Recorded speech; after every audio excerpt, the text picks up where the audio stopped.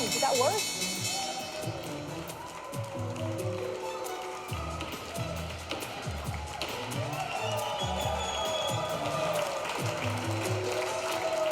We did see some buying action in the final 30 or 45 minutes here today. Taking a look at where the markets settled. Dow, S&P, and NASDAQ. It looks like we are seeing a mixed picture with the Dow and S&P closing in the green. The Dow just eking out gains. S&P avoiding bear market territory. NASDAQ, though, still in red, well off the lows of the day, off just around 0.3%. Let's bring in Michael Jones, Caravel Concepts CEO, and Reese Williams, a spouting Rock Asset Management Chief Strategist there. Reese, let me go to you first. We're trying to make sense of the action that we saw this week, what this means going forward. Should we be encouraged by some of the buying that we saw in the final 30 minutes? Yeah, I do think that it's a little bit encouraging. I think the real pain that we've seen over the last 4 or 5 months has been that you've lost money in both stocks and bonds. Most people have a 60-40 portfolio, 60% stocks, 40% bonds. And that's worked really well since President Reagan was in office. And that's worked very poorly so far this year. But I do think May will be the last of the months that you're going to look in horror at your statement, because from this point going forward, I think bonds will start to act well on stock weakness and vice versa. So you'll have a little bit of an offset.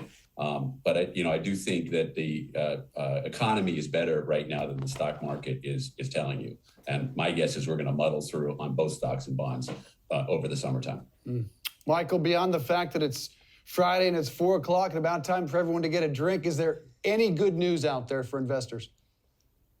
Well, I think what we're really seeing here is your classic, midway through a bear market cycle.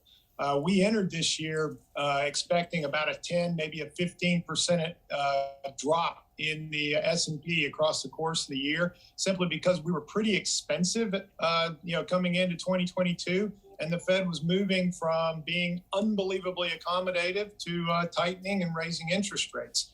We are overshooting that a bit, and I think the reason for it is we had a war we didn't expect and COVID lockdowns in China, all of which are going to prolong the inflationary pain and make the Fed a little bit more aggressive.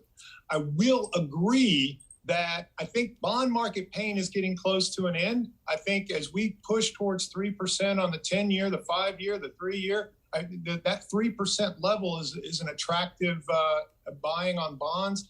On the other hand, I'm afraid when I look at the charts and also the valuation picture, if you believe we're now going to have to take a little bit more time to fight inflation, and remember the Fed is going to have to do it all on the demand side. Supply is still going to be constrained. That means we're going to have to push demand even lower. And I think that means we have a full-fledged bear market. And support on the charts isn't until about 3,500 on the S&P, which also corresponds with really good valuation support. And Reese, you've called the last 7 weeks a bloodbath. How should investors be going into the weekend? We saw that the markets ended mixed. Is this sort of just a sort of brief reprieve, or what can we expect for the following weeks?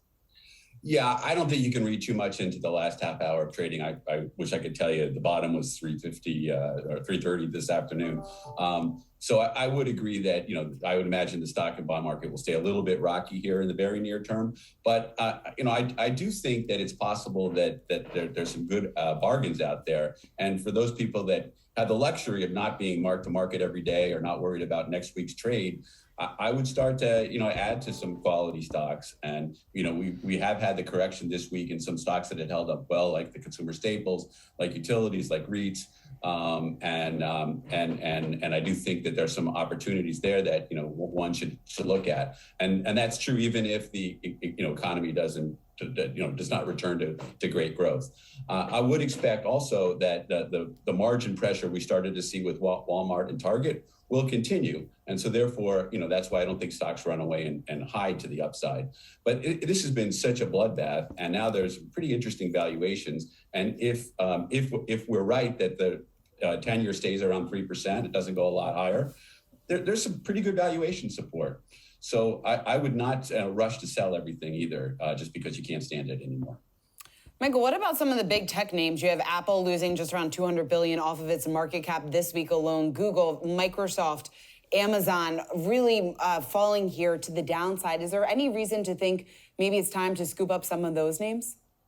Well, I tend to like growth at a reasonable price, and I think we still have a little bit ways to go on most of those names to get back to what I would call sort of their average valuation. There was so much priced in for these stocks when we had the Fed, pumping $100 billion of fresh liquidity into the financial market every single solitary month. Now that engine is going to work in reverse. The Fed is going to unprint about a comparable amount of money every month. And the big high-tech flyers, our outlook for 2022 was, remember 2000? A lot like that. And then what we meant by that is that when the Fed printed all that money in anticipation of Y2K disruptions, it all went into the tech names and drove them to unsustainable valuations. I think the COVID money printing had a very similar impact on the big tech names. And I don't think we're yet through the process of revaluing those names to what the new liquidity environment's going to look like as the Fed fights the current inflationary problems. NASDAQ down 7 straight weeks. That's the worst losing streak in 21 years. Reese, you say the question shouldn't be about how much the Fed will raise rates. It seems baked in, 50 the next 2 meetings. What is the right question? So I said the right question is ever since the 2007 or 2008 great financial crisis, the 10-year bond has not gone over 3% without causing a significant slowdown in the economy. And I'm anticipating that the same thing happens here. And therefore, we don't have to worry quite as much about inflation as everybody is right this second. Therefore, there will be a profit slowdown. And therefore the Fed will get some help, and we won't have to raise rates 50 basis points every meeting until Christmas time. And then the second, I'd like to just push back a little bit on the difference between the tech market of 2022 and the tech market of the Y2000.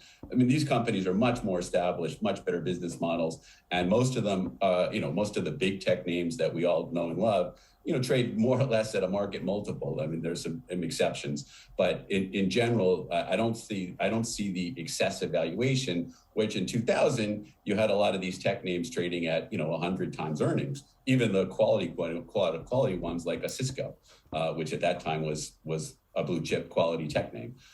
So I do think that there's quite a bit of difference. And I think a lot of pain has already been absorbed into these big tech stocks that we've already seen in the last 7 weeks.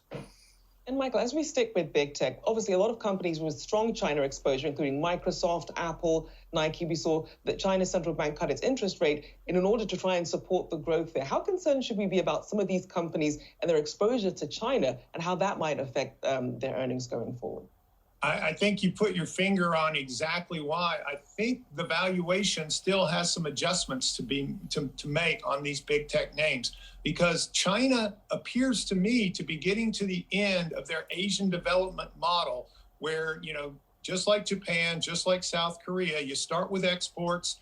Then when exports run out of gas, you go into a real estate bubble and infrastructure spending. And then when the real estate bubble starts coming unraveled, you throw up your hands and you wonder what next. Well, China seems to be right at that point where the real estate bubble is unraveling. They're going to the same old tune of stimulus methods. They're undercutting the valuation of the yuan. They're lowering interest rates. They're injecting liquidity. All of those things will help. But I don't believe you can put the Humpty Dumpty of their real estate markets back together with those traditional stimulus policies. I think there's a painful adjustment coming. And as you noted, that's been a big source of growth for a lot of the big tech names. And I think that growth is going to come out, and it's going to kind of have to come out of the valuations. Certainly be keeping an eye on that. A thank you to our market panel there, Michael Jones, CEO of Caravel Concepts, and Reese Williams, Spouting Rock Asset Management Chief Strategist. Thank you both for your time today.